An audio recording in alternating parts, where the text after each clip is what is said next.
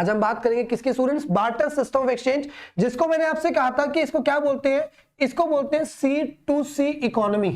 ठीक है, barter system of exchange को हम क्या बोलते हैं, बार्टर सिस्टम ऑफ एक्सचेंज को हम C2C इकोनॉमी मतलब कमोडिटी टू कमोडिटी इकोनॉमी भी क्या करते हैं, बोलते हैं। ठीक है, दोनों ही किसके नाम है, दोनों ही नाम आपके बार्टर सिस्टम ऑफ एक्सचेंज के। तो ठीक है स्टूडेंट्स, बात करते हैं बार्टर सिस्टम ऑफ एक्सचेंज जो है वो क्या है, सी कमोडिटी टू कमोडिटी इकोनॉमी। अगर मैंने बिल्कुल आपको एग्जांपल दिया था कि अर्लियर टाइम्स में लोगों की वॉन्ट्स बहुत सिंपल हुआ करती थी। ठीक है, क्योंकि उस टाइम पे इतना इंडस्ट्रियलाइजेशन नहीं था। आप इसको ऐसे समझो, आज आपके पास मार्केट के अंदर बहुत सारे गुड्स एंड सर्विसेज हैं। अगर आज मैं प्रेजेंट मार्केट की बात करता हूं तो आज हमारे पास प्रेजेंट मार्केट में there are hell lot of goods and services. ठीक है, like example you can go to the market buy this jacket, this watch, shoes, books, laptop, cameras, and like there are numerous goods and services available in the market at present time. But अगर students मैं आपको बोलूं कि एक काम करते हैं, अर्थ को रिवर्स ऑर्डर में घुमाते हैं और आज से 300 साल पहले पहुंच जाते हैं। 300 साल पहले साइंस एंड टेक्नोलॉजी इतना डेवलप नहीं हुआ था और ना ही मार्केट में इतनी इंडस्ट्रियलाइजेशन थी, जिसके वजह से मार्केट में इतने तरह के गुड्स एंड सर्विसेज नहीं थे। तो उस टाइम के लोगों की जो वांट्स होती थी वो बहुत सिंपल हुआ करती थी। वांट सिंपल एज एन, उनकी वांट्स इस तरीके से सिंपल होती थी कि उनके पास बेसिकली क्या था, उनके पास बेसिकली ये था कि उगाओ और खाओ, बस। ठीक है, एक चाहिए था रहने के लिए और एक चाहिए था खाने के लिए और कपड़े। ठीक है, बस यही था। ठीक है, अगर हम एजुकेशन सर्विसेज की बात करें या फिर हम मेडिसिन सर्विसेज की बात करें, ठीक है, मेडिकल टूरिज्म की बात भी कर ले हम, तो उस केस में भी क्या था स्टूडेंट्स, देखो उस केस में बहुत सिंपल था कि अगर मान लो मैं टीचर होता उस टाइम पे, ठीक है, तो वही मेरा एक गुरुकुल होता जिसमें अलग अलग बच्चे पढ़ने आते, गांव के जो भी या उस पर्टिकुलर एरिया के अलग अलग बच्चे पढ़ने आते। उनके पेरेंट्स से मैं क्या करता, गुरु दक्षिणा लेता, कोई मुझे चावल दे देता, कोई मुझे गेहूं दे देता। इस तरीके से मेरा काम बन गया। बाकी मेरे पास अपना रहने के लिए अपनी हट थी तो मैं रह लेता आराम से। तो ये सिस्टम हुआ करता था, वो सिस्टम। ठीक है, तो उस सिस्टम में क्या था, उस सिस्टम में आप बेसिकली एक्सचेंज करते थे किसको, गुड्स एंड सर्विसेज को, किसके बदले, गुड्स एंड सर्विसेज के बदले। मतलब बार्टर सिस्टम क्या था, a system where goods and services were exchanged for goods and services। एक सिस्टम जहां पे गुड्स एंड सर्विसेज को एक्सचेंज किया जाता था, किसके लिए, गुड्स एंड सर्विसेज के लिए। एक सिस्टम जहां पे गुड्स एंड सर्विसेज को एक्सचेंज किया जाता था, किसके लिए, गुड्स एंड सर्विसेज के लिए। उसी सिस्टम को हमने क्या कहा था, उसी सिस्टम को हमने कहा था barter system of exchange. Means commodity to commodity economy, के कमोडिटी के बदले कमोडिटी बदली जाएगी। ये वो सिस्टम था, बार्टर सिस्टम ऑफ एक्सचेंज। अब स्टूडेंट्स बात आती है किसकी, बात आती है कि इस सिस्टम को, अगर ये सिस्टम इतना अच्छा था और इतना परफेक्टली अगर ये सिस्टम काम कर रहा था, तो इस सिस्टम को बंद क्यों किया गया। इस सिस्टम को अगर हमने कहा कि बंद किया गया तो उसके पीछे कुछ वजह रही होंगी। ठीक है, अब हम उन्हीं डिटेल्स की बात करेंगे स्टूडेंट्स के इस सिस्टम के ड्रॉबैक्स क्या थे। आपके पास एग्जाम में कैसे आ सकता है, ड्रॉबैक्स आ सकते हैं, डायरेक्टली बोला हुआ, या बोल देंगे लिमिटेशंस ऑफ बार्टर सिस्टम। दोनों में से कुछ भी आ सकता है, या तो बोलेंगे ड्रॉबैक्स ऑफ बार्टर सिस्टम या क्या बोलेंगे, लिमिटेशंस ऑफ बार्टर सिस्टम। दोनों में से कुछ भी आ सकता है। ठीक है, तो बात करते हैं limitations of barter system of exchange. ठीक है, limitations of barter system of exchange, कि बार्टर सिस्टम ऑफ एक्सचेंज जो था इसकी क्या लिमिटेशंस थी, क्या क्या प्रॉब्लम्स थी जो बार्टर सिस्टम ऑफ एक्सचेंज में लोगों को देखने को मिली। तो सबसे पहली प्रॉब्लम जो थी स्टूडेंट्स वो क्या थी, lack of double coincidence of wants. सबसे पहली प्रॉब्लम क्या मिली, lack of double coincidence of wants. ये सबसे पहली और सबसे बड़ी मेजर प्रॉब्लम थी किसकी, बार्टर सिस्टम ऑफ एक्सचेंज की। अब ये प्रॉब्लम थी क्या, समझते हैं इसको। देखो स्टूडेंट्स, इस सिस्टम में क्या था, इस सिस्टम में ये था कि आप गुड्स के बदले गुड्स को एक्सचेंज तो कर रहे थे, लेकिन आप गुड्स के बदले गुड्स को तब एक्सचेंज करते जब मेरा गुड्स आपको सेटिस्फाई करे, आपका गुड मुझे सेटिस्फाई करे, या फिर मैं अगर आपसे गुड और सर्विस, मतलब जैसे कि मैंने कहा मैं पढ़ा रहा हूं सिस्टम में भी, अगर मैं उस सिस्टम में पढ़ा रहा होता और से फॉर एग्जांपल आपके फादर आपके जो फादर है वो क्या होते हैं, वो बैंगन के फार्मर होते हैं, वो बैंगन ग्रो करते थे अपने खेतों में। अब आई पर्सनली हेट बैंगन, मुझे बिल्कुल बिल्कुल बिल्कुल भी पसंद नहीं आता। तो इन दैट केस अगर वो मुझे बोलते कि सर आप एक काम करो, आप मेरे बेटे को या मेरी बेटी को पढ़ा दो, बदले में मैं आपको क्या दे दूंगा, बदले में मैं आपको अपने जो भी फार्म के अंदर जितना भी बैंगन प्रोड्यूस होगा, आपको एक क्वांटिटी आप बताओ कितनी चाहिए। उस टाइम पे क्वांटिटी मेजर भी नहीं होती थी, मतलब कुछ होगा डिसाइडेड कि मैं आपको इतने बैंगन दे दूंगा। मैंने कहा सर ठीक है मैं पढ़ा सकता हूं लेकिन मुझे बैंगन नहीं चाहिए। आप क्या करो, आप ये बैंगन लेके जाओ किसी और पर्सन से जाकर के इस बैंगन को एक्सचेंज करो, और बदले में जैसे मैंने कहा कि मुझे बहुत ज्यादा पसंद है, फॉर एग्जांपल कि मुझे बहुत पसंद है भिंडी, मुझे भिंडी ला के दो, मेरे को भिंडी दो, मैं पढ़ाऊंगा, बैंगन के बदले नहीं पढ़ाऊंगा, क्योंकि बैंगन आपसे मैं ले भी लूंगा लेकिन जब मैं कंजम्पशन ही नहीं करता उस चीज की तो मेरे लिए वो तो चीज क्या हो जाएगी, वेस्ट हो जाएगी, फायदा नहीं है।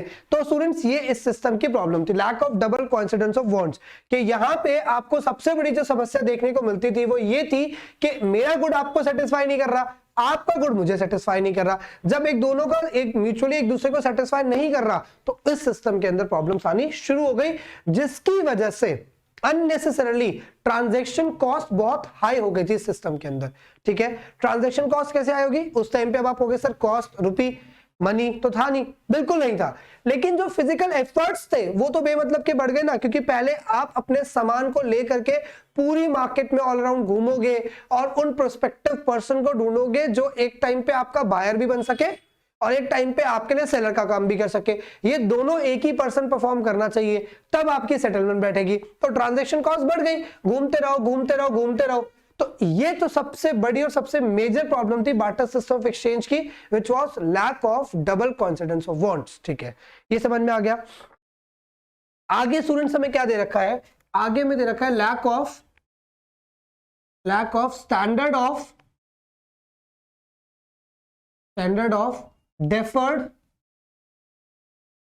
पेमेंट्स। ठीक है, lack of standard of deferred payments. तो जो फ्यूचर की पेमेंट्स है स्टूडेंट्स वो पॉसिबल नहीं थी इस सिस्टम में। देखो समझो, आज की लाइफ में अगर मैं आपसे बोलूं कि स्टूडेंट्स क्रेडिट का मतलब उधार कितना जरूरी है, तो आप कहोगे सर जितना आज की डेट में खाना खाना जरूरी हो गया है उसके जस्ट नेक्स्ट हो चुका है क्या चीज, उधार लेना भी। बिना क्रेडिट के आप अपनी लाइफ सोच ही नहीं सकते। ठीक है, मैं बात हमेशा ये वो वाले क्रेडिट की बात नहीं कर रहा कि तुम्हें भैया तुम इतने गरीब है कि तुम्हें उधार लेना पड़ रहा है, बात यहाँ पे उस वाले क्रेडिट की नहीं है। आप इस तरीके से इसको रिलेट मत कर देना कि हमें आप पुअर बता रहे हो, नहीं, आपके एक्सपेंशन के लिए भी आपको क्रेडिट चाहिए। बड़ी बड़ी कंपनीज जो है, फाइनेंशियल मार्केट का बेस क्या है, अगर मैं पूरे फाइनेंशियल मार्केट को देखूं, पूरे फाइनेंशियल स्ट्रक्चर को, तो पूरा फाइनेंशियल स्ट्रक्चर का बेस ही तो क्रेडिट है। ठीक है, तो इसे वो मत समझो कि तुम 10,000 कमा रहे हो और तुम्हारे खर्चे 50,000 है तो तुम उधार ले रहे हो और तुम बहुत बेकार हो, तुम काम नहीं कर पा रहे, कमा नहीं पा रहे, तो तुम उधार लेके भी जिंदगी चला रहे हो। ये वो नहीं है। Don't take it to the negative tangent. ठीक है, take it positively. For your expansion purpose you need credit. ठीक है, जियो का प्रोजेक्ट स्टार्ट हुआ, रिलायंस ने जियो का प्रोजेक्ट स्टार्ट किया तो मिस्टर अंबानी ने 3,000 करोड़ की इन्वेस्टमेंट की। अब 3,000 करोड़ रुपए थोड़ा ना कोई घर पे रख के बैठा होता, चलो भैया कितने चाहिए, 10,000 करोड़ ले जाओ ये बेड के अंदर पड़े हुए, ऐसा नहीं होता। राइट, आपको करना क्या पड़ता है, आप इन पैसों को, जो मनी आप इन्वेस्ट करते हो, आप इन्हें फाइनेंशियल मार्केट से, बैंक की मदद से या फिर शेयर्स की मदद से, डिबेंचर्स की मदद से, अलग अलग तरह की सिक्योरिटीज की फॉर्म में रेज करना शुरू करते हो। राइट, तो क्रेडिट तो आजकल आपके मेरे हर किसी की लाइफ का एक बहुत सिग्निफिकेंट रोल प्ले करता है। गाड़ी है, ठीक है, आपको कार चाहिए, मुझे कार चाहिए। अब मैंने क्या बताया कि इंडिया जो एक नेशन है, यहाँ पे ज्यादातर लोग कौन से, ज्यादातर लोग मिडिल क्लास लोग हैं। ठीक है, बात सुनो सिर्फ इंडिया की नहीं है, पूरे वर्ल्ड के अंदर जो रिचर का परसेंटेज है, जो मतलब जिनको जो रिच, मतलब एकदम ऐसे रिच कि जिन्हें कुछ भी अपनी कंजम्पशन के लिए, अपनी कंजम्पशन के क्रेडिट पे लेने की जरूरत नहीं पड़ती, उनके पास इतना इनफ कैश है कि दे कैन बाय। ठीक है। लेकिन भाई मैं यहाँ पे बोल रहा हूँ कि क्रेडिट सिर्फ और सिर्फ कंजम्पशन में हेल्प नहीं कर रहा आज की डेट में, क्रेडिट तो प्रोडक्शन में भी हेल्प कर रहा है। ठीक है, हो सकता है आप में से बहुत से स्टूडेंट जो ये वीडियो देख रहे होंगे, जो उसको पढ़ रहे हैं, आपके माइंड में कोई बहुत अच्छा स्टार्टअप होगा। ठीक है, आपको लगता होगा कि 12th एक बार हो जाए, बस अच्छे मार्क्स आ जाए, उसके बाद मैं इस स्टार्टअप के लिए काम करूंगा। ठीक है, और हो सकता है कि आपकी पढ़ाई और करने के बाद, ग्रेजुएशन करने के बाद, मास्टर्स करने के बाद आपको एक बिजनेस आइडिया आता है। अब बिजनेस आइडिया तो आ गया, लेकिन उस बिजनेस आइडिया को आप मतलब मटेरियलाइज कैसे करोगे, that's in your brain, but how you are going to materialize your concept into reality. ठीक है, उसके लिए यू नीड क्रेडिट, फंड चाहिए होगा। फंड कैसे मिले? क्रेडिट से। तो don't take it credit as a negative sense. Okay, चलो, तो अब आपको चाहिए क्रेडिट। क्रेडिट जो है, उधार जो है, उसका मतलब क्या है? मुझे मनी दे दो, अभी दे दो, मैं अपना काम करूंगा, and I am promising you, ठीक है, मैं अपना काम करूंगा, इस सर्टेन पीरियड के बाद I will give my money, your money back to you. यही होता है क्रेडिट का मतलब। मैंने कहा स्टूडेंट्स आपको मेरा लेक्चर पसंद आ रहा है? आपने कहा हाँ सर बहुत पसंद आ रहा है। मैंने कहा यार मेरे को ना एक प्रोजेक्ट स्टार्ट करना है, एग्जाम्पल लेके चलो, मेरे को एक प्रोजेक्ट स्टार्ट करना है और उस प्रोजेक्ट के लिए मैं आपको इस तरीके से पढ़ाना चाहता हूं। ठीक है, आपने कहा सर बढ़िया है, करो स्टार्ट। मैंने कहा लेकिन ना मेरे पास पैसे नहीं है, फंडिंग नहीं है अभी उस चीज को मटेरियलाइज करने के लिए। आपने कहा कोई बात नहीं सर, हम सारे स्टूडेंट्स मिलकर आपको क्या करते हैं? फंड्स देते हैं। ठीक है, मान लो भाई मैं आपसे कहता हूं कि आप लोग ऐसे मिला करके, एक एग्जांपल लेता हूं, फिगर मान लो आप 10,000 स्टूडेंट्स हो जो वीडियो देख रहे हो और आप सबको पसंद आया। मैंने आपको कहा कि मैं इससे एडवांस तरीके से और बहुत अच्छे तरीके से पढ़ाना चाहता हूं, but for that purpose I need some money in order to initiate my project और it for the existence into reality. So आपने कहा ठीक है। अब स्टूडेंट आप 10,000 हो, अगर 10,000 स्टूडेंट, मैं ज्यादा नहीं बोलता, अगर 10,000 स्टूडेंट मुझे 10,000 रुपए दे देंगे, मेरा काम बन जाएगा। अगर 10,000 स्टूडेंट भी मुझे सिर्फ 10,000 रुपए दे दे, हर एक स्टूडेंट, चलो 10,000 बहुत ज्यादा अमाउंट हो गया, बहुत ज्यादा अमाउंट हो गया सर, 10,000 बहुत ज्यादा है। मैंने बोला अगर 10,000 स्टूडेंट भी 1,000 रुपए दे देंगे तो भी मेरे पे एक अच्छा अमाउंट आता है, एक अच्छा अमाउंट आता है। 1,000 बहुत बड़ी डील नहीं होगी आपके लिए, लेकिन जब वो 10,000 लोग मुझे 1,000 देंगे, जब वो 10,000 लोग मुझे क्या देंगे? 1,000 देंगे, तो that makes a sum of rupee कितना? 1 करोड़, राइट स्टूडेंट्स? 1 CR। तो 1 CR में तो कितने ही प्रोजेक्ट मैं क्यों ना कर लूंगा एजुकेशन इंडस्ट्री के, मेरा काम बन गया। ठीक है, आपने मुझे क्रेडिट दे दिया, फ्यूचर में मुझे आपको पे बैक करना है। अब ये पे बैक की गारंटी क्या बन रही है? इस पे बैक की गारंटी ये बन रही है कि सर आपने मनी लिया, नो इशू, आप लो, लेकिन आप क्या करोगे? लेकिन सर सिंपल है कि आप जब हमें रिटर्न करोगे तो आप भी क्या करोगे? मनी रिटर्न कर दोगे। मतलब एक मनी जो है एक बेसिस बन गया, किसका? क्रेडिट का। इस पार्टी ने अपनी मनी दी इस पार्टी को, इस पार्टी ने काम किया, अपना काम के बाद मनी दे दी बैक टू यू। तो मतलब मनी जो है एक बेसिस बन गया, किसका? क्रेडिट का। लेकिन स्टूडेंट्स बार्टर सिस्टम में ये नहीं हो पाता था। स्टूडेंट्स अब एक बात यहां समझाना चाहूंगा, जो इसकी लिमिटेशंस हैं वो मनी के फंक्शंस हैं।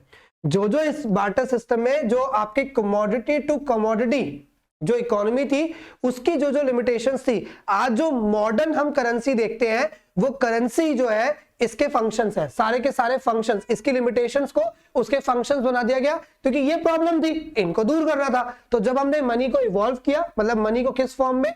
मेटालिक के फॉर्म में या फिर पेपर करेंसी की फॉर्म में, तो हमने इन सारी बातों को ध्यान में रख के काम किया। चलो अब आगे बात कर लेते हैं। तो फ्यूचर पेमेंट्स, अब मैंने फ्यूचर में आपको डिसाइड कर दिया कि इतना पेमेंट कर दूंगा, हो गया सेटलमेंट। बार्टर सिस्टम में स्टूडेंट फ्यूचर पेमेंट पॉसिबल नहीं था। फ्यूचर पेमेंट्स पॉसिबल क्यों नहीं था? मैं आपको श्योरिटी दे तो रहा हूं कि दैट आई विल गिव, मैं क्या श्योरिटी दूंगा? मैं आपको क्या रिटर्न करूंगा? से मैं एग्जांपल वीट प्रोड्यूसर हूं, तो मैं वीट प्रोड्यूस करूंगा, फसल खराब हो गई तो उस क्वालिटी की फसल ही होगी या नहीं होगी पता नहीं ना। ठीक है, मनी में थोड़ा ना आप सीरियल नंबर नोट का लिख लोगे कि भाई ये देख ये रोड का सीरियल नंबर है, ठीक है, मुझे यही नोट चाहिए। नहीं, आपने कहा मैंने आपको 1,000 रुपए दिए सर, आप मुझे 1,000 रुपए देना, बात खत्म। अब वो कोई सा भी सीरियल नंबर हो, कोई सा भी हो, कोई फर्क नहीं पड़ता। मतलब मनी जो है वो क्रेडिट का बेसिस बन सकता है, लेकिन जो बार्टर सिस्टम था वहां पे आपको कमोडिटीज को वापस करना था। तो सेम मान लो आज आप मुझसे पहले घोड़ा ले लिया, मैंने आपसे बोला मेरे को दे दो, कुछ टाइम पीरियड बाद मैं आपको एक नया घोड़ा दे दूंगा। अब जरूरी है स्टूडेंट्स के जो मैं घोड़ा आपको रिटर्न कर रहा हूं वो उसी ट्रेड्स का घोड़ा होगा? नहीं हो सकता ना। हो सकता है कि वो घोड़ा थोड़ा ज्यादा बीमार हो जो मैंने आपको दिया है, ठीक है, हो सकता है आपका घोड़ा बहुत फास्टेस्ट घोड़ा था, ये वाला बहुत लेथार्जिक सा है, इतना उतना एक्टिवली काम नहीं कर पाता है, तो कुछ भी हो सकता है ना। तो उस केस में आपका तो लॉस हो गया। इसलिए तो बार्टर सिस्टम तक जो फ्यूचर की पेमेंट्स थी स्टूडेंट वो पॉसिबल नहीं हो पाती थी। ठीक है, साथ ही साथ में आज आप देखते हो, आपको डेफिनेटली पता होगा, आप अगर जिम वगैरह में जाओ तो जिम वगैरह की सब्सक्रिप्शन लो, या फिर आप जिम की क्यों सब्सक्रिप्शन, आप कोई भी सब्सक्रिप्शन लेने की कोशिश करो। आप नेटफ्लिक्स देखते होगे आप में से बहुत से लोग, आप उसकी सब्सक्रिप्शन लो, या अमेजॉन प्राइम की सब्सक्रिप्शन लो, या बहुत सारे आपके पास सब्सक्रिप्शन के ऑप्शंस होते हैं, जिम की हो गई, इसकी हो गई, अलग अलग मेंबरशिप होती है, लेते हो आप। आपसे क्या कहते हैं, एग्जाम्पल जिम का लेता हूं, आपसे बोला गया कि पर मंथ जो आप जिम का दोगे वो 1000 दोगे, लेकिन अगर आप 6 महीने का ले लो एक साथ हमसे सब्सक्रिप्शन तो आप 5000 में निपट जाओगे, और अगर आप पूरे साल का ले लो तो 8000 में निपट जाओगे। तो आपने कहा ये तो ज्यादा अच्छा बेटर है, ये बेटर आइडिया है, तो पूरे साल का सब्सक्रिप्शन लो 8000, मतलब 4000 रुपए का फायदा।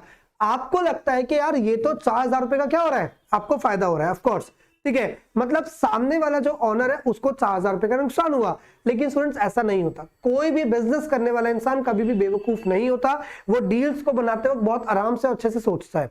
कैसे, इसको भी देखते हैं, क्योंकि ये फ्यूचर पेमेंट है ना, क्योंकि वो फ्यूचर पेमेंट आप उसको कर रहे हो एक तरीके से कि आपने 8000 दिया और पूरे साल के लिए आप सर्विसेज को यूज कर रहे हो, फ्यूचर पेमेंट है। अब ये मनी के केस में ही पॉसिबल है, क्यों, क्योंकि वो आपकी मनी को मल्टीप्लाई कर लेता है। कैसे, आपने उसे 8000 दिया, अगर आपने उसे 8000 दे दिया साल का एक बार, सबसे पहली बात तो उसको इस बात की टेंशन खत्म होगी कि बीच में छोड़ोगे, क्योंकि स्टूडेंट जिम के केस में जब तक हम बिल्कुल ही पैशनेट नहीं होते तो वही पढ़ाई वाला केस है कि तेरा भाई कल से पढ़ेगा, आज से पढ़ूंगा, कल से पढ़ूंगा, ये आज नहीं आता वो कल नहीं आता। फिर जिम का क्या होगा, अरे अभी तो न्यू ईयर आ गया, न्यू ईयर की पार्टी हुई है, तो न्यू ईयर की पार्टी चली गई, अब आ गया सैटरडे, आज सैटरडे आज ही जाऊंगा, संडे चल मंडे से चलेंगे, मंडे को कुछ और काम हो जाएगा, फिर आपको याद आएगा अच्छा अब तो लोहड़ी आ गई, चलो लोहड़ी मना लेते उसके बाद चलेंगे, फिर आपको याद आएगा यार फिर संडे आ रहा है, संडे के बाद मंडे चलेंगे, फिर आपको आएगा 26 जनवरी आ गई, ऐसे करके वो डिले होता रहता है।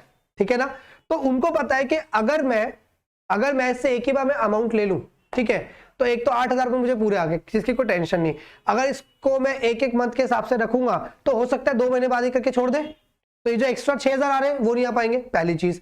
दूसरी चीज, वो 8000 रुपए को क्या करेगा, वो 8000 रुपए को अपने बिजनेस में इन्वेस्ट कर लेगा, ठीक है, किसी अच्छी जगह पे इन्वेस्ट कर लेगा जिससे वो उतना रेट ऑफ इंटरेस्ट कमा लेगा या उतना रिटर्न ऑन इन्वेस्टमेंट कमा लेगा, तो उसको कहीं ना कहीं फायदा हो जाता है। लेकिन स्टूडेंट्स ये सब पॉसिबल किसकी वजह से हो पाया, मनी की वजह से, जो कि बार्टर सिस्टम की बहुत बड़ी लिमिटेशन थी, क्योंकि फ्यूचर की पेमेंट नहीं हो सकती थी। अब स्टूडेंट हम क्रेडिट की बात कर रहे हैं तो एक चीज तो हम भूल ही नहीं सकते क्रेडिट के अंदर, and that is lack of divisibility of payments. ये तो हम भूल ही नहीं सकते, ठीक है, क्यों नहीं भूल सकते, देख लेते हैं। आज की डेट में जो हमारा क्रेडिट का बेसिस है वो पूरी तरीके से क्या है, वो डिविजिबिलिटी ऑफ पेमेंट ही तो है। अब ये क्या होता है सर देखो ऐसा होता है कि मैंने उधार लिया, एक बार में तो पे बैक नहीं कर पाता मैं बैंक को कि भाई मैंने एक ही बार में बैंक को सारा का सारा पैसा पे बैक कर दिया, नहीं, ऐसा पॉसिबल नहीं है कि मैं बैंक को सारा का सारा पैसा एक बार में पे बैक कर दूं। तो फिर होगा क्या सर, होगा ये मेरे को EMI देनी पड़ती है ना, मुझे क्या देनी पड़ती है, एस्टिमेटेड मंथली इंस्टॉलमेंट जो होती है मुझे वो देनी पड़ती है ना, यही होता है ना EMI, कि आपको हर मंथ में इतनी किस्त देनी पड़ेगी, ठीक है। तो मतलब आपने लिए सामने वाले से 4 लाख रुपए, एक बार में आपको 4 लाख रुपए का बोरोइंग्स हो गया, आपने बोरो कर लिया, लेकिन जब आप उसको पे बैक कर रहे हो तो आप क्या कर रहे हो, पर मंथ के हिसाब से 5000 के हिसाब से बैंक ने बोला पर मंथ आपको 5000 रुपए इतने महीने तक के चुकाने पड़ेंगे, आपने कहा ठीक है, तो एक बार में यू गेट ₹4 लाख, बट जब आप पे बैक कर रहे हो तो उसको मंथली इंस्टॉलमेंट्स में छोटे छोटे पार्ट में ब्रेक डाउन कर रहे हो, इससे आपके ऊपर बर्डन भी नहीं आता और आपका जो लोन अमाउंट है वो भी खत्म हो जाता है। तो मतलब पेमेंट्स आज की डेट में जब मनी का एरा आ गया तो मनी के एरा में पेमेंट्स को डिवाइड किया जा सकता है, लेकिन student barter system of exchange के अंदर ये जो सिस्टम था वो काम नहीं कर सकता था। बार्टर सिस्टम ऑफ एक्सचेंज के अंदर पेमेंट डिवाइड नहीं हो सकती थी, ठीक है, क्योंकि अगर बहुत सी चीजें ऐसी थी जो डिवाइड हो जाती तो उसकी यूटिलिटी मतलब उसकी वर्थ खत्म हो जाती। से for example in case of horse, मैंने घोड़े का एग्जांपल लिया आपके साथ कि हमने ट्रेड किया, अब मैं आपको बोलूं कि इस घोड़े को मैं आपको वापस कर दूंगा लेकिन इंस्टॉलमेंट्स पे, तो इसका मतलब क्या है कि पहले मैं घोड़े की गर्दन काट के दूंगा, फिर मैं 4 टांगे काट के दूंगा, फिर मैं पूंछ करके दूंगा, चलो दे भी दिया, आपके किस काम का रह गया या मेरा कौन सा पर्पस सॉल्व हुआ, कोई भी पर्पस सॉल्व नहीं हुआ, ठीक है। वो गुड, जब वो जो भी हमारे हमने जिस कमोडिटी को ट्रेड करने की कोशिश की, एक लिविंग ऑर्गेनिज्म को ट्रेड करने की कोशिश की, उसकी लाइफ ही नहीं बची अब, तो वो किसी काम का नहीं है। तो ऐसी चीजों को ट्रेड कैसे करोगे आप? तो बार्टर सिस्टम के अंदर पेमेंट डिवाइड हो पाना स्टूडेंट्स पॉसिबल नहीं था। अगर आपको ट्रेड करना है तो वो पूरा का पूरा अमाउंट तो होता था ट्रेड, ठीक है। जिसमें भी बार्टर सिस्टम में एक और दिक्कत होती थी स्टूडेंट, जिसे हम बोलते थे फंजिबिलिटी की दिक्कत, जो मेटालिक मनी में भी देखने को मिली, ठीक है, उसे बोलते हैं फंजिबिलिटी। अब फंजिबिलिटी क्या होता है समझने की कोशिश करना स्टूडेंट्स, जो मेटालिक मनी में भी देखी गई थी और बार्टर सिस्टम में भी देखी गई थी। मान लो आपके पास ₹200 है या 100 लेते एग्जांपल, आपके पास 100 है। व्हाट इफ मैं 100 रुपीज में, व्हाट इफ मैं 100 रुपीज में आपको क्या करूं, आपको 10-10 के, आपसे 100 का नोट लूं और 10-10 रुपए के 10 नोट दे दूं। मुझे सिर्फ इतना बताओ, क्या इससे आपके टोटल मनी वर्थ कम हो जाएगी? सर आपने 100 रुपए ले लिए और 10-10 रुपए के 10 नोट दे दिए, नहीं सर, वर्थ तो सेम रहेगी, वर्थ तो कम नहीं होगी, मतलब 10 × 10 100, ठीक है सर कोई दिक्कत नहीं है। अच्छा व्हाट इफ मैं आपको 50-50 के 2 नोट दे दूं, सर तब भी कोई दिक्कत नहीं है। और व्हाट इफ मैं आपको 5-5 के सिक्के दे दूं, 5 रुपए के सिक्के दे दूं और वो 20 सिक्के दे दूं, सर तब भी कोई दिक्कत नहीं है। व्हाट इफ मैं आपको 1 रुपए का कॉइन दे दूं और 1 रुपए के कॉइन कितने दे दूं, 100, तब भी कोई दिक्कत नहीं है। मतलब अगर मैं आज मनी के एरा में मनी को उसके स्मॉलर डिनोमिनेशंस में डिवाइड कर दूं, तो भी स्मॉल डिनोमिनेशंस को प्लस करने के बाद जो टोटल मनी की वैल्यू रहती है दैट डजंट चेंज, वो सेम रहती है। बार्टर सिस्टम में और जिस टाइम पे सिर्फ मेटालिक मनी थी तब ये दिक्कत बहुत थी। क्यों? क्योंकि अगर आप वही सोचो ना, एक जिंदा हॉर्स और आप उसको डिवाइड कर देते हो, फंजिबिलिटी मतलब वो division into smaller parts, so break down into smaller parts, क्या वो सेम उसके बराबर होगी? नहीं होगी। सिमिलरली आपको पता होगा कि गोल्ड हो गया, डायमंड हो गया, ये जितने बड़े होते हैं इनकी उतनी ज्यादा वैल्यू होती है, छोटे छोटे पार्ट में कटने के बाद इनकी वैल्यू बहुत कम हो जाती है। मतलब अगर मान लो आपके पास एक बड़ा डायमंड है जिसकी डायमेंशन अच्छी खासी है, आप उसको छोटे छोटे पार्ट में ब्रेक कर दो, ठीक है, और सबका टोटल करके उस डायमंड की वैल्यू के बराबर निकालो, तो नहीं आए, कम आएगा, क्योंकि ये छोटे पीसेस है और वो एक बड़ा पीस है, तो जितना बड़ा पीस उसकी वैल्यू उतनी ज्यादा।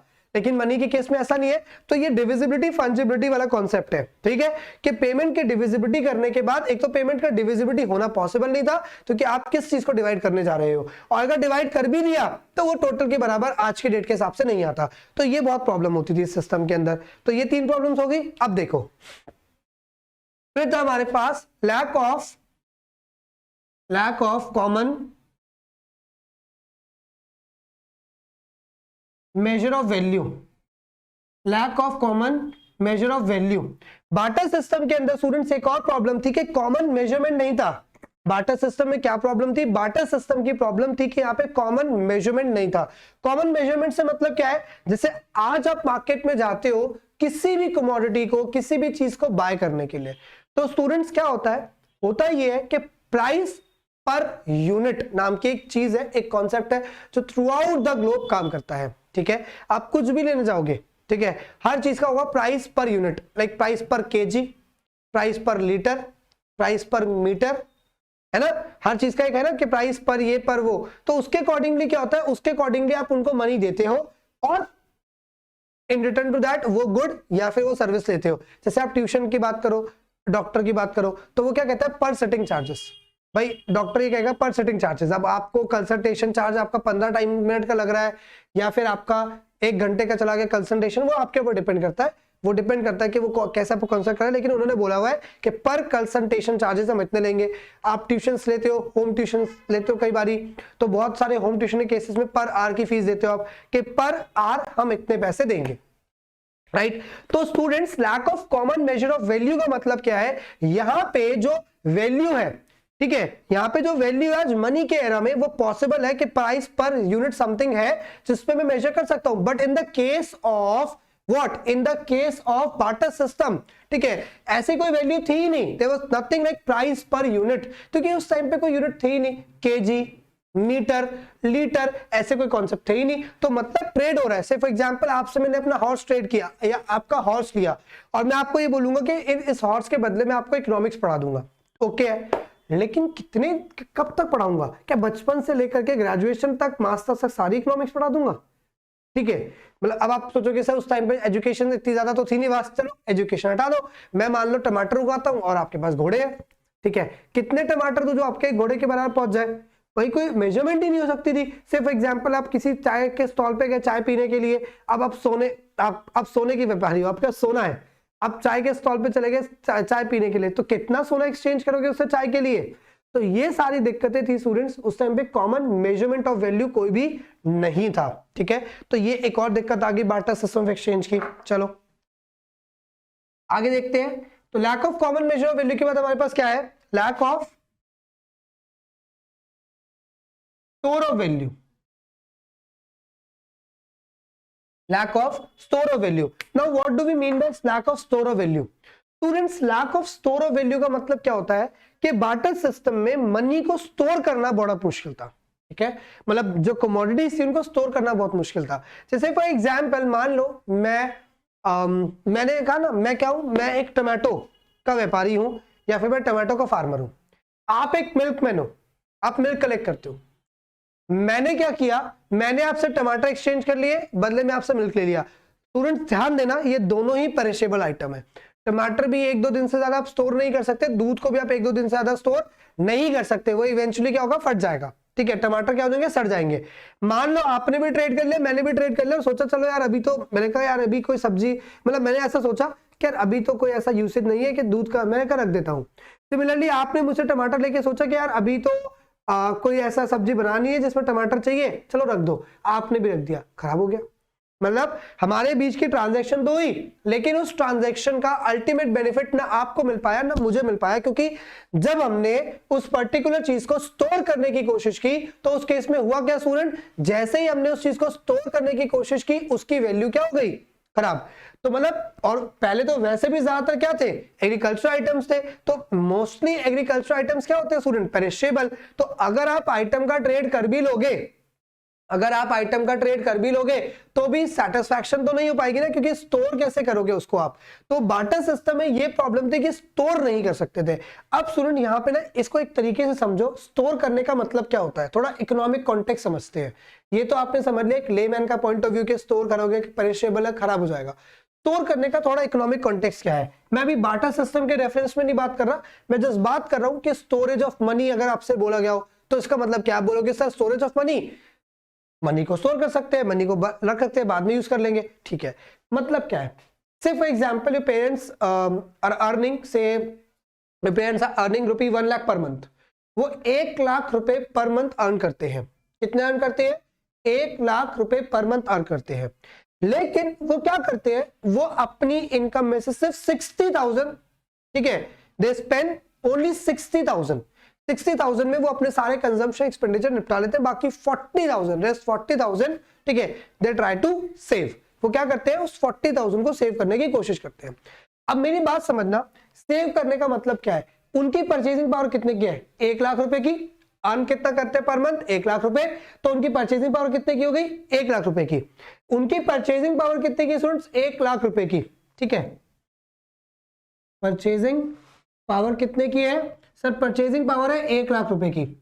उन्होंने अपनी इस परचेजिंग पावर को, जो कि अभी इस पीरियड ऑफ टाइम पे थी उनके पास, उसको एक तरीके से शिफ्ट कर दिया कि ये 40,000 मैं अभी यूज नहीं करूंगा, मैं किसी फ्यूचर की किसी भी डेट में जब मुझे जरूरत पड़ेगी तब मैं इसे यूज करूंगा। मतलब मेरी परचेजिंग पावर अभी है, आज मैंने इस मंथ 1 लाख रुपए कमाए, मेरी परचेजिंग पावर अभी की 1 लाख है, लेकिन मैंने उसको रिड्यूस कर दिया by 40,000 just to transfer my present purchasing power to some future date, ताकि फ्यूचर में मेरे पास कोई भी रिक्वायरमेंट आए तो मैं यूज कर सकूं। मतलब परचेजिंग पावर को क्या करना, शिफ्ट करना, कौन सी वाली को, प्रेजेंट वाली को शिफ्ट करना, किसके लिए, किसी फ्यूचर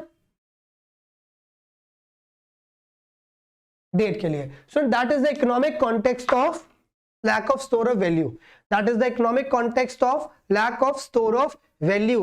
कि आप क्या करते थे, आप बार्टर सिस्टम के अंदर मनी को, मतलब कोई भी कमोडिटी को, प्रेजेंट परचेजिंग पावर को फ्यूचर के लिए स्टोर नहीं कर सकते थे, क्योंकि इट वाज नॉट सर्टेन कि जब आप फ्यूचर के लिए उसे स्टोर करोगे तो वो वैसा ही रहेगा।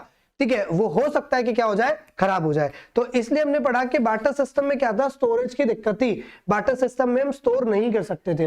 बट प्रेजेंट टाइम में जब मनी का कॉन्सेप्ट आ चुका है तो यहां पे हम क्या कर सकते हैं, यहां पे हम स्टोर कर सकते हैं। आज की डेट में हम क्या कर सकते हैं, मनी को स्टोर कर सकते हैं, जिसको किसी फ्यूचर इवेंट के लिए क्या किया जा सकता है, यूज किया जा सकता है।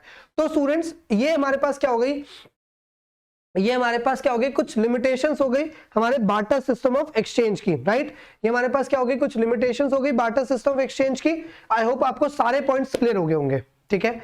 अब स्टूडेंट यहां पे इसी के साथ मैं आपको एक टॉपिक और क्लियर कर देता हूं, ठीक है, which is functions of money. क्योंकि इररिलेवेंटली टॉपिक पे टॉपिक बढ़ाने का कोई फायदा नहीं है, क्योंकि इसी लिमिटेशंस को दूर करने के लिए मनी बनाई गई। तो फंक्शंस ऑफ मनी देखते हैं, ठीक है। Functions of money, functions of money, barter system की जो कमी थी उसको दूर करने के लिए मनी निकाला। तो एक एक कमी को दूर करने के लिए एक एक फंक्शन। पहले था sir lack of double consistence of want, इसको दूर करने के लिए मनी का एक फंक्शन आया that it act as a medium of exchange, right sir. एक प्रॉब्लम थी किसकी, डबल कॉन्सिस्टेंस ऑफ वांट की। अब बार्टर सिस्टम में क्या हुआ, बार्टर सिस्टम की इसमें मनी ने इसकी कमी को दूर करने के लिए एक फंक्शन बना दिया जिसका क्या नाम दिया गया, जिसका नाम दिया गया lack of sorry medium of exchange. अब सर मीडियम ऑफ एक्सचेंज का मतलब क्या है, this I told you in the previous lecture कि मेरे को बाय करना है, आपको सेल करना है। Please recall the example of trading of hard disk, इसमें मैंने आपको हार्ड डिस्क को ट्रेड करने का एग्जांपल दिया था कि मैं मार्केट में जाऊंगा। अब पहले इस सिस्टम में क्या था, तुम्हें एक ही टाइम पे बाय भी करना है और तुम्हें सेल भी करना है। मतलब बार्टर सिस्टम के अंदर सेलिंग और परचेज, सेल और परचेज जो एक्ट थे ये दोनों simultaneously at a time perform करने पड़ते थे। उसी टाइम बाय करो, उसी टाइम सेल करो, ठीक है, क्योंकि म्यूचुअली एग्रीमेंट होना चाहिए। बट बार्टर सिस्टम के खत्म होने के बाद जब मनी को इवॉल्व किया गया तो मनी में ये जो प्रॉब्लम आ रही थी ना मीडियम एक्सचेंज की, इसको सेपरेट कर दिया। मतलब money act as a medium of exchange का मतलब क्या है, with the help of money now the transactions of sale and purchase, right, can take place at different period of time. Say for example I want to buy a hard disk. In that case I don't need to exchange some good in response to that, right? मुझे सिर्फ अपने पास रखी हुई money को जाके उनको exchange करके देना है कि आप ये मनी रखो जो आपके पास है और मुझे हार्ड डिस्क दे दो। सेलर को जरूरत नहीं है कि भाई वो अपने लिए कुछ और अपना गुड मुझे देगा, नहीं।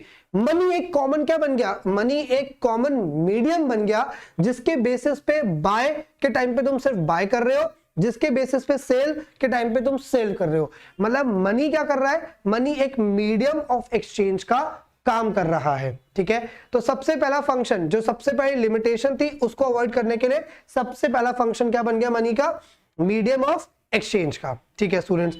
आगे हमारे पास फंक्शन क्या है, आगे हमारे पास एक प्रॉब्लम थी sir lack of common measure of value. तो इसके लिए मनी का फंक्शन आया measure of value, a common measure of value, जिसे हमने क्या बोला, जिसे हमने बोला कॉमन यूनिट।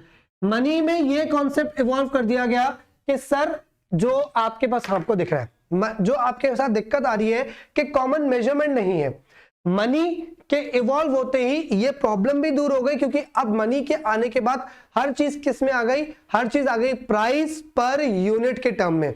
मैं रिपीट कर रहा हूं स्टूडेंट, मनी के इवॉल्व होते ही जो प्रॉब्लम आ रही थी कि एक घोड़े के बदले कितने टमाटर बदले जाए या एक कप चाय के बदले कितना सोना बदला जाए, तो ये बहुत मुश्किल था डिसाइड करना। बट मनी इवॉल्व होने से क्या हुआ, मनी इवॉल्व होने से वो जो प्रॉब्लम आ रही थी कॉमन यूनिट की वो खत्म हो गई। अब मनी के आने के बाद हमने बना दिया प्राइस पर यूनिट का कॉन्सेप्ट के अब जब हम ट्रेड करेंगे तो there is something called price per unit, ठीक है। और हर एक चीज का एक स्टैंडर्ड यूनिट बना दिया गया। से फॉर एग्जांपल कपड़ों के लिए, काफी सारी चीजों के लिए मीटर बना दिया गया, डजन बना दिया गया, किलोग्राम बना दिया गया, लीटर बना दिया गया, फिर इनकी नॉर्मल डिनोमिनेशन डेकामीटर, मिलीलीटर, ठीक है। तो इस तरीके से डिनोमिनेशंस बना दी गई, ठीक है।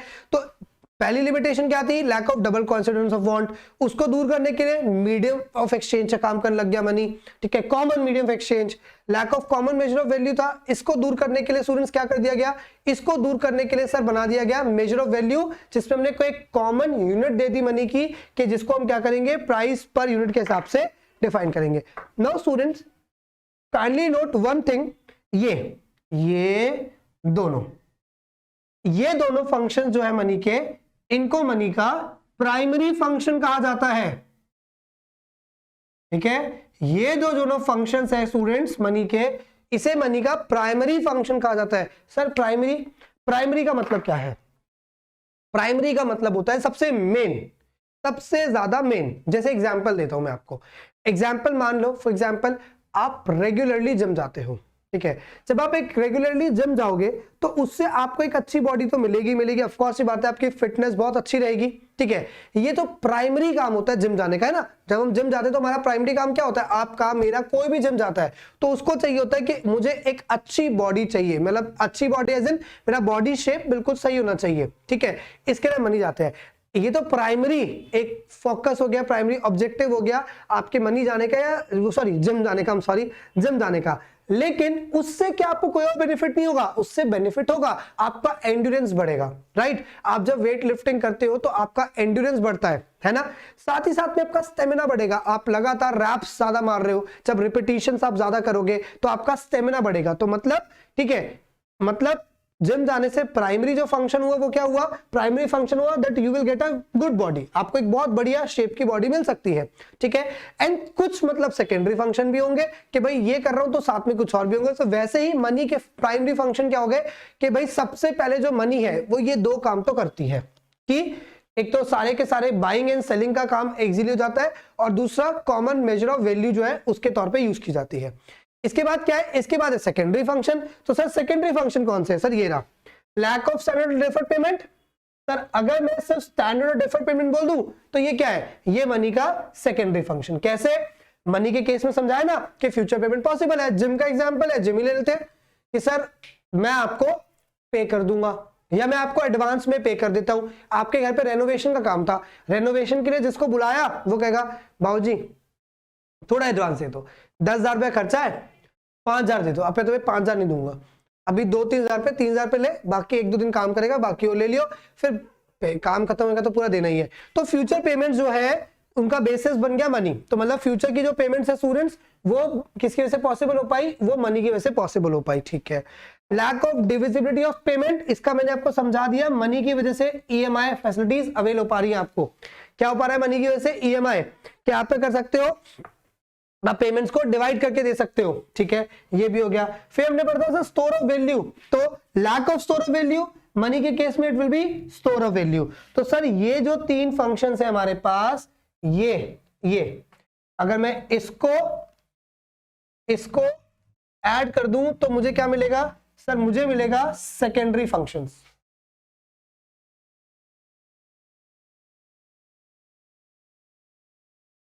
सेकेंडरी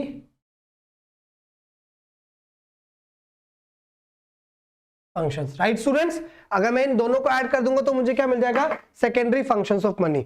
तो यहां से स्टूडेंट क्या हो गया? यहां से मुझे पूरा कॉन्सेप्ट क्लियर हो गया कि बार्टर सिस्टम क्या था, बार्टर सिस्टम की लिमिटेशंस क्या थी। ठीक है, और इन बार्टर सिस्टम की लिमिटेशंस को मनी ने अपने फंक्शंस के अंदर इन्वॉल्व करके कैसे दूर कर दिया। So student that is the whole concept of your barter system, commodity to commodity economy and functions of money. अब स्टूडेंट यहाँ पे दो चीजें मैं आपको एडिशनली बताना चाहूंगा, राइट। ये आपके जनरल नॉलेज के लिए जो आपको बहुत ज्यादा हेल्प करते हैं। स्टूडेंट बार्टर सिस्टम की वजह से अगर बार्टर सिस्टम आज भी रहता तो और भी कुछ दिक्कतें होती, जैसा कि बार्टर सिस्टम कभी भी इंडस्ट्रियलाइजेशन को प्रमोट नहीं करता। बार्टर सिस्टम कभी भी इंडस्ट्रियलाइजेशन को प्रमोट नहीं करता। आप एक बहुत छोटा सा एग्जांपल लेके देखो, बहुत छोटा सा एग्जांपल, से for example this is the laptop. Okay, ये एक लैपटॉप है मेरे पास। स्टूडेंट्स इस लैपटॉप के अंदर सोचो कितनी सारी चीजें हैं। ये इसकी कीज है, ये इसकी स्क्रीन है, ये इसका टच पैड है, इसके अलावा इसके अंदर एक फैन होगा, रैम होगी, रैम के अलावा बहुत छोटी छोटी वायर्स होती हैं, मतलब कितने कुछ है, ये प्लास्टिक है और बहुत कुछ, इसके अंदर बहुत कुछ होगा। अगर बार्टर सिस्टम आज भी चल रहा होता और डेल कंपनी को ये लैपटॉप बनाना होता तो वो कैसे ट्रेड करते? स्क्रीन के लिए किसके पास जाते कि तुम स्क्रीन वाले हो, तुम मुझसे क्या लोगे बदले में, राइट। फिर कीज के लिए किसके पास जाते कि भाई तुम्हारे पास कीपैड है, माउस टच पैड है, रैम है, हार्ड डिस्क है, बहुत सारी चीजें है ना। तो उसके लिए ट्रेड कैसे होता? ट्रेड करना पॉसिबल नहीं हो पाता। तो मतलब बार्टर सिस्टम कभी भी इंडस्ट्रियलाइजेशन को प्रमोट नहीं करता। तो इसलिए बार्टर सिस्टम का खत्म होना बहुत ज्यादा जरूरी था in order to get an industrialized economy। पहली चीज हो गई। दूसरी चीज है स्टूडेंट, बार्टर सिस्टम क्या करता था, बार्टर सिस्टम स्पेशलाइजेशन को प्रमोट नहीं करता था। बार्टर सिस्टम स्पेशलाइजेशन को प्रमोट नहीं करता था। क्यों नहीं करता था? जिसे इकोनॉमिक्स में डिवीजन ऑफ लेबर बोलते हैं। Many times you will listen a word और you will see a term like division of labour. बहुत जगह पे कॉमर्स स्ट्रीम में आप देखेंगे डिवीजन ऑफ लेबर। मैं आपको रिकॉल कराता हूं, आपने चैप्टर प्रोडक्शन फंक्शन पढ़ा था माइक्रो इकोनॉमिक्स में, जिसमें आपने पढ़ा था कि भाई there are 3 stages of production. कौन कौन सी? Increasing returns to factor, diminishing returns to factor. तो आपने इंक्रीजिंग रिटर्न्स टू फैक्टर में पढ़ा था डिवीजन ऑफ लेबर भी, ठीक है। तो ये जो डिवीजन ऑफ लेबर है सर, ये क्या है? डिवीजन ऑफ लेबर का मतलब होता है, और आप बिजनेस स्टडीज में भी पढ़ते हैं कि it is in order to get the best results. अगर आपको बेस्ट रिजल्ट चाहिए, so the whole work should be divided among smaller parts, ठीक है। The whole work should be divided into smaller parts among the specialized persons. जो specialized person है उसको बांटो। मुझे economics बहुत पसंद है, मुझे आप बांटोगे तो मैं आपको इंश्योर कर सकता हूं कि मैं आपको इस एक्सटेंट पे इतने टाइम में पढ़ा दूंगा। वही आप मुझे बोलोगे सर अकाउंट्स पढ़ाओ, मैं बर्बाद कर दूंगा आपको, मुझे आती ही नहीं, मैं कैसे करा दूंगा एंट्री, मुझे नहीं पता। मैं खुद सोचूंगा कि एंट्री क्या होगी, फिर आपका आंसर फ्रेम करूंगा तो बहुत टाइम लग जाएगा, ठीक है। तो ये था, बार्टर सिस्टम स्पेशलाइजेशन को प्रमोट नहीं करता था। कैसे? अब जब ये वाला प्रॉब्लम आया ना, डबल कॉन्फिडेंस वाला, तो लोगों को बहुत दूर दूर घूमना पड़ता था। तो लोग करते क्या थे? लोग करते ये थे कि भाई अपने घर में सब कुछ उगा लेते थे। क्या एक काम करते, सबसे बेस्ट है, बेस्ट क्या है? सब कुछ खुद ही कर लो यार, ज्यादा फिर दूसरों के पास जाओ, ढूंढो, ये करो वो करो, कोई दिक्कत ही नहीं है, सब कुछ खुद कर लो। अब आप समझ सकते हो कि you can be a king of one but not jack of all, right? Sorry, king of one jack of all, थोड़ा ध्यान से सुना करो। लेकिन jack of all doesn't mean that you are specialized. King of means you are specialized, you are an expert, right? But jack of all means that you know a bit about it, आपको थोड़ा बहुत ही पता है। तो barter system specialisation को भी promote नहीं करता था। तो मतलब there were many limitations to barter systems and that is the reason कि बार्टर सिस्टम्स को खत्म कर दिया गया। बार्टर सिस्टम को खत्म किया गया, कमोडिटी टू कमोडिटी इकोनॉमी को खत्म किया गया, और हमने क्या किया? एक नया सिस्टम डेवलप किया, जिस सिस्टम में हमने उसे बोला फंक्शंस ऑफ मनी। हमने मनी के कॉन्सेप्ट को डेवलप किया and that is the concept of functions of money. तो ये स्टूडेंट्स हमारे पास क्या हो गया? ये हमारे पास पूरा होल कॉन्सेप्ट आ गया, किसका? बार्टर सिस्टम का, लिमिटेशंस का और मनी के फंक्शंस का। चलो अब क्या करते हैं स्टूडेंट्स, अब हम इसके ऊपर बेसिस पे आपके को टेक्स्ट बुक क्वेश्चंस प्लस कुछ और इंपॉर्टेंट क्वेश्चंस है हमारे पास इस टॉपिक के ऊपर, वो देखते हैं कि हमारे पास एग्जाम में कैसे कैसे फॉर्मेट पे क्वेश्चन आए हुए हैं, ठीक है। चलो